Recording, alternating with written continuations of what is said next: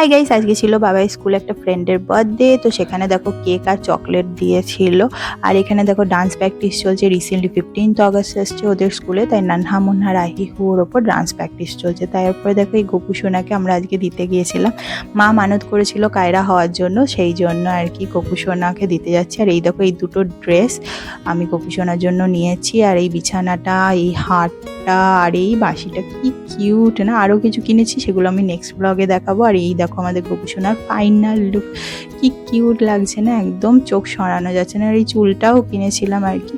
তারপরে আমরা সন্ধেবেলায় গিয়ে সবাই মিলে খেপাগালি তলায় গোপু সোনাকে দিয়ে এলাম। আর ঠাকুরমশাইও কিন্তু খুব খুশি, আর বাবাও দেখো দেখছে কেমন হাঁ করে। তারপর গোপু সোনাকে সিংহাসনে রেখে দেওয়া হলো এবং বিছানাপত্রও সব রেখে দিয়েছে। এবার বাবাইকে একটু মায়ের কাছে গড়াগড়ি খাইয়ে নিচ্ছি।